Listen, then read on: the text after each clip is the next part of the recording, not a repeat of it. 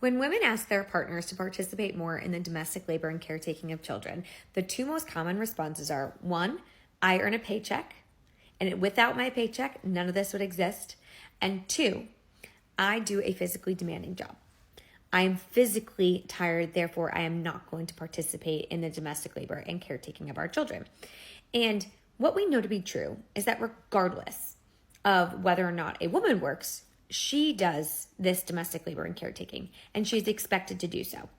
Men, however, when they are working a job where they are paid, are given a pass in many instances to not do as much domestic labor or caretaking as their female counterparts. And the thing here is, earning a paycheck does not get you a one-way ticket out of having to do work.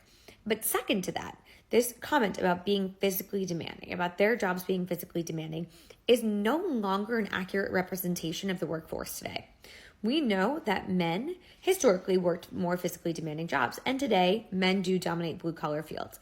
But the rise of corporate America and the desk job has really made it so that, I think it's less than 15% of people are in a blue-collar field of work. Obviously, there are other jobs that are physically demanding, like nursing, but people don't like to talk about nursing in this conversation because it's a woman's job, and therefore they don't deem it hard, right? And so the excuses that they work a physically demanding job or that they earn the paycheck are no longer really valid and don't reflect today's society, because so many women are working full time. So many women are out earning their partners, or at least earning the same as their partners. And many men no longer work in these physically demanding jobs. I can't tell you how many guys have said to me, I'd love to see you on an oil rig. Right. But there are so few people working on oil rigs. Is that really an accurate representation of what today's partnerships look like? No. So when we're talking about domestic labor and caretaking for children, we're typically generalizing in these conversations because that's what you have to do when you're talking broad strokes here. But we are talking about the average American family. And the average American family here in the US right now has two parents working.